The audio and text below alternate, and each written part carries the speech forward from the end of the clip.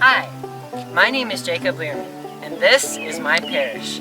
I'm welcoming you from the front steps of St. Ignatius Church in beautiful Concord Hill, Missouri. Many of you will recognize this place for its iconic stained glass window, or maybe for its serene location amongst rolling hills of farmland. But there's more to St. Ignatius than meets the eye. The story behind this parish spans over 160 years and includes 3 churches, 3 schools, and hundreds of dedicated parishioners and volunteers. Join me as I embark on an unforgettable 4-day journey through the last 163 years of St. Ignatius of Loyola Parish and School. We'll experience the joys, hardships, and perseverance that resulted in the thriving parish we all know today. This is more than the history of St. Ignatius. This is the story of our ancestors, and it starts now.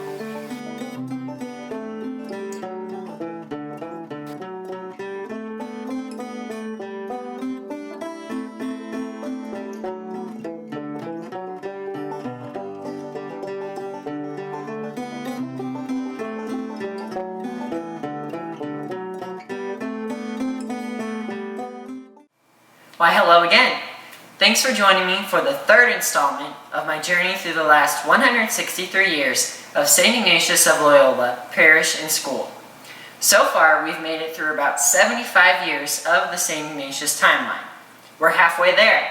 Last week, we witnessed the building of a new church, a new school, and a new rectory on the current parish grounds.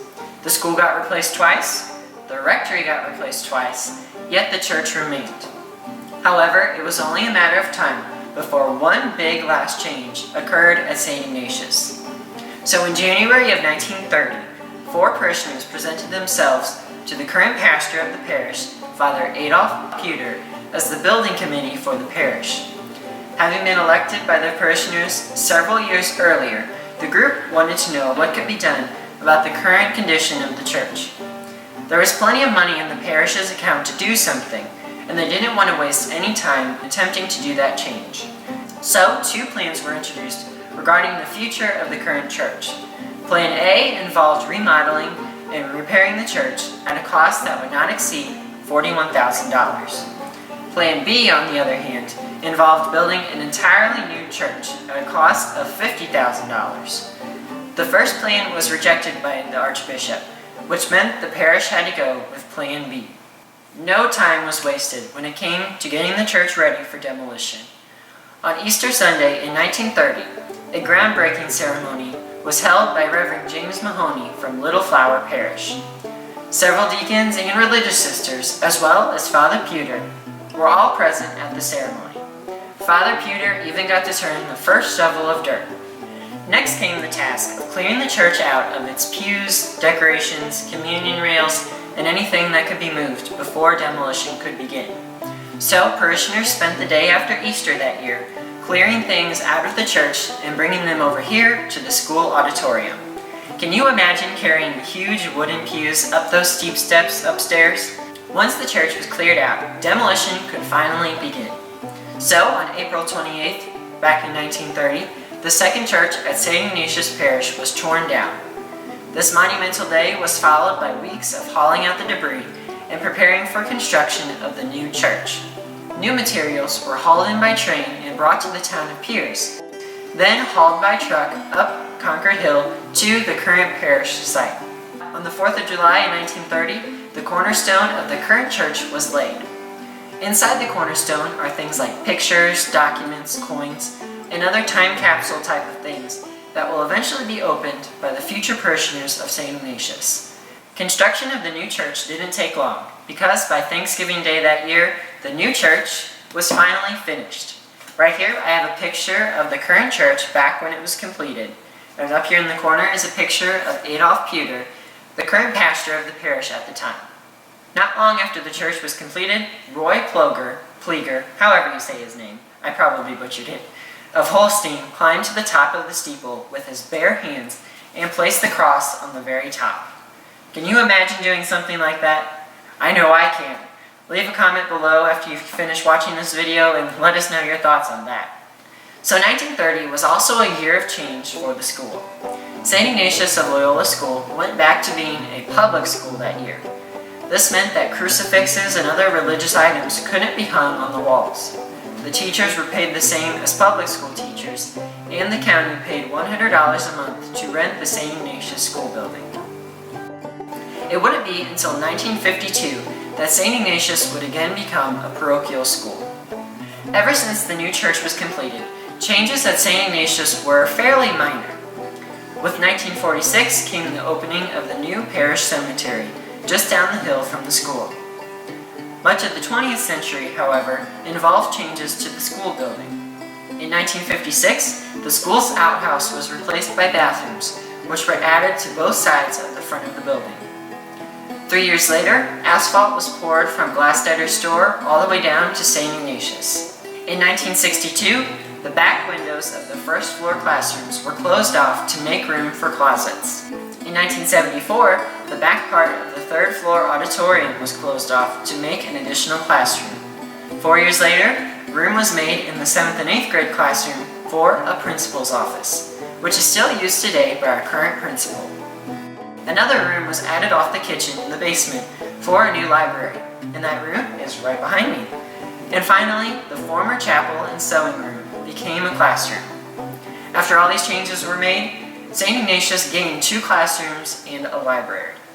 It wasn't until the 1990s that the parish and school experienced a remarkable boost in growth. How come?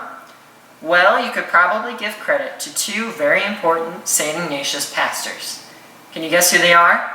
Father John Morris and Father Finbar Dowling.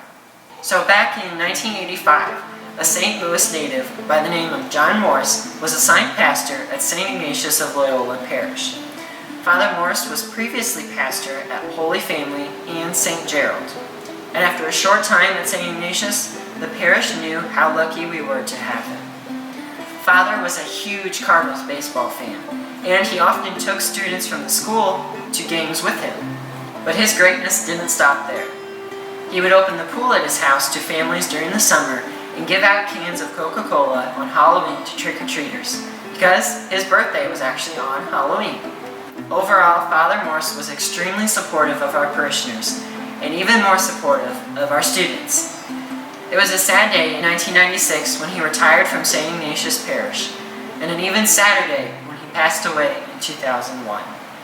Parishioners didn't know what kind of priest we would get after Father Morris, but we knew that whoever it was would have some pretty big shoes to fill. Luckily, the wish for someone as supportive as Father Morris was granted. In 1996, a pastor of Irish descent stepped into the picture as St. Ignatius' temporary pastor, and his name was Father Finbar Dowling. Right away, Father Finbar proved to be just as inspiring as Father Morris. Over the course of his 20 years at St. Ignatius, Father Finbar helped the parish and school improve and grow with the times. In 1999, he started the school's first soccer team.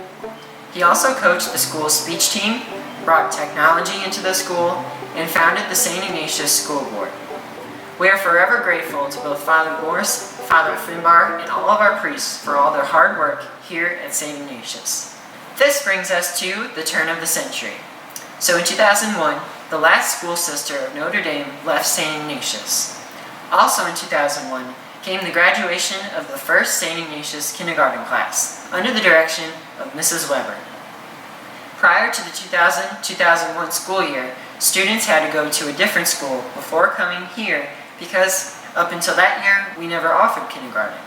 2 years later, in 2003, Sister Josephine Neiman, the last sister living in the convent, left St. Ignatius.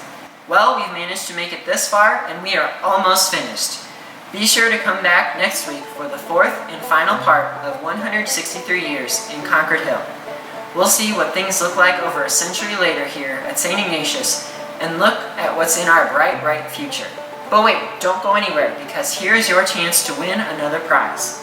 So, the past 2 weeks we've asked you to answer a question, and we've chosen out of those responses to find our winner.